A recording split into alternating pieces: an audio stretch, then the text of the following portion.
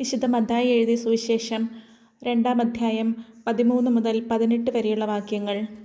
ഈജിപ്തിലേക്കുള്ള പാലായനം. അവർ പോയി കഴിഞ്ഞപ്പോൾ കർത്താവിൻ്റെ ദൂതൻ സ്വപ്നത്തിൽ പ്രത്യക്ഷപ്പെട്ട് ജോസഫിനോട് പറഞ്ഞു, എഴുന്നേറ്റ് ശിശുവിനെയും അമ്മയെയും കൂട്ടി ഈജിപ്തിലേക്ക് പാലായനം ചെയ്യുക. ഞാൻ പറയുന്നത് വരെ അവിടെ താമസിക്കുക.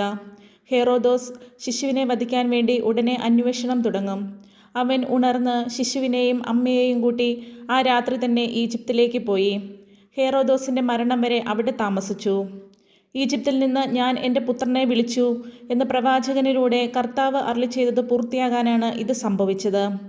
ജ്ഞാനികൾ തന്നെ കബളിപ്പിച്ചെന്ന് മനസ്സിലാക്കിയ ഹെറോദോസ് രോഷാകുലനായി.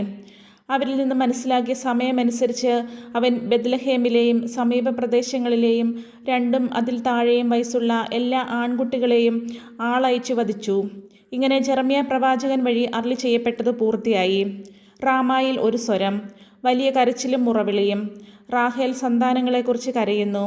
അവളെ സാന്ത്വനപ്പെടുത്തുക അസാധ്യം, എന്തെന്നാൽ അവൾക്ക് സന്താനങ്ങൾ നഷ്ടപ്പെട്ടിരിക്കുന്നു. ദിവസവും ബൈബിൾ വചനം കേൾക്കുന്നതിനായി ഈ ചാനൽ സബ്സ്ക്രൈബ് ചെയ്യൂ. നിങ്ങൾ ലോകമെങ്ങും പോയി എൻ്റെ സുവിശേഷം പ്രസംഗിക്കുവിൻ എന്ന യേശുവിൻ്റെ വചനം അന്വർത്ഥമാക്കുന്നതിന് വേണ്ടി ഈ ചാനൽ ലൈക്ക് ആൻഡ് ഷെയർ ചെയ്യൂ. താങ്ക്